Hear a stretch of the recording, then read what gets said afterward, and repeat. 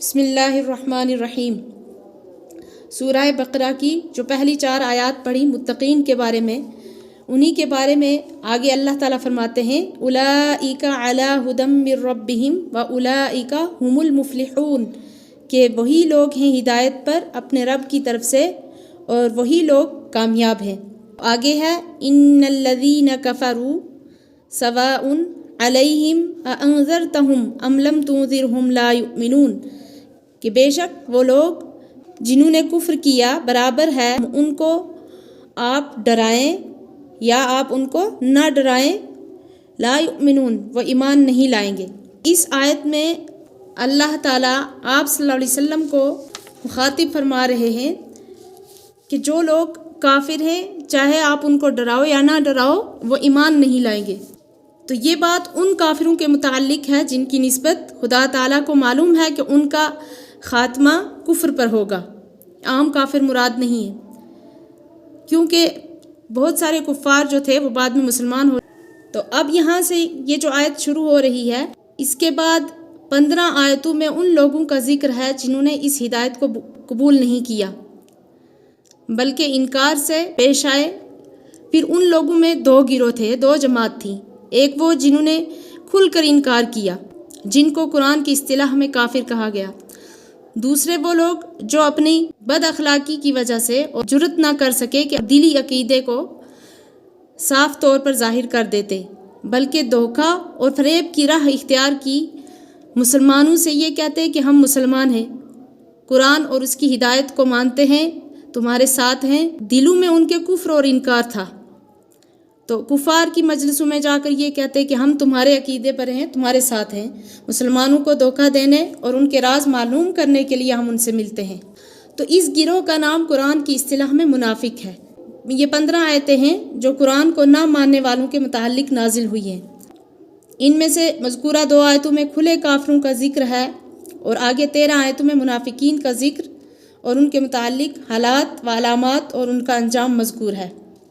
پہلی قسم وہ ہے جن کا راستہ صراط الذین انعمت علیہم میں طلب کیا گیا ہے۔ دوسری قسم وہ ہے جن کے راستہ سے غیر المغضوب علیہم ولا الضالین میں پناہ مانگی گئی ہے۔ تو اس آیت میں رسول کریم صلی اللہ علیہ وسلم کو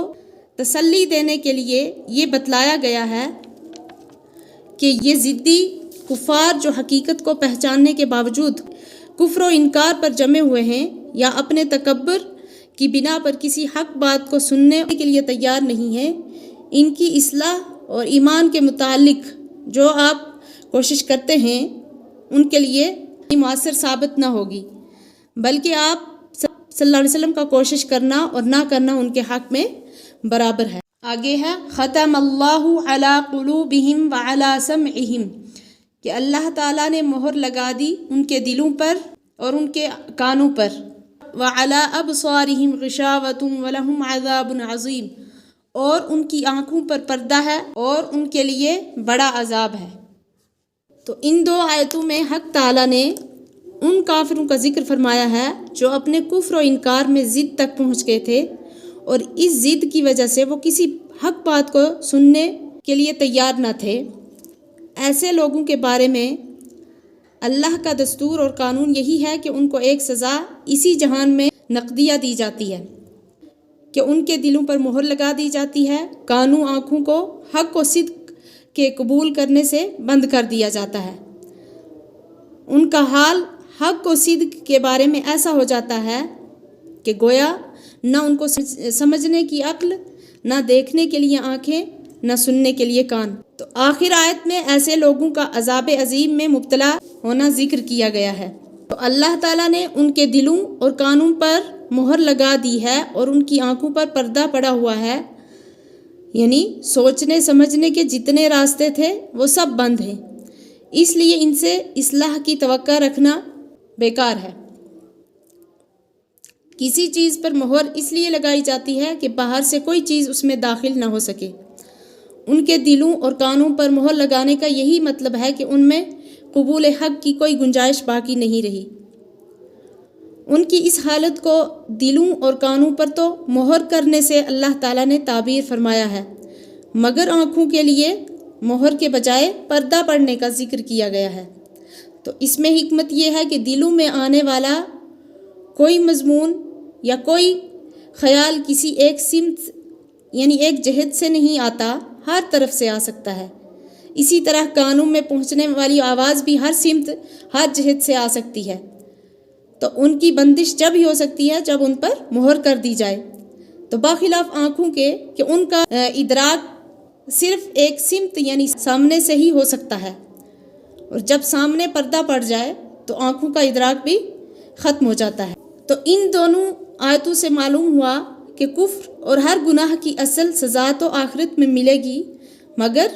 بعض گناہوں کی کچھ سزا دنیا میں بھی مل جاتی ہے۔ پھر یہ دنیا کی سزا بعض اوقات یہ شکل اختیار کرتی ہے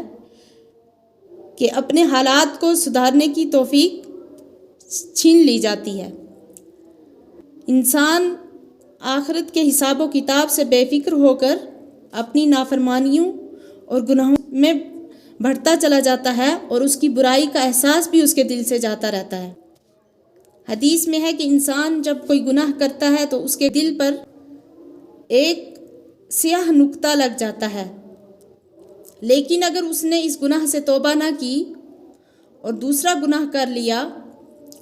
تو ایک اور سیاہ نقطہ لگ جاتا ہے، اور اسی طرح ہر گناہ پر سیاہ نقطے لگتے چلے جاتے ہیں، یہاں تک کہ یہ سیاہی سارے دل کو گھیر لیتی ہے، اور اب اس کا یہ حال ہو جاتا ہے کہ وہ نہ کسی اچھی چیز کو اچھا سمجھ سکتا ہے، نہ بری چیز کو برا۔ تو آج انہی دونوں آیات کی تفسیر پر ختم کرتے ہیں، جب تک کے لیے اجازت دیجیے، اللہ حافظ۔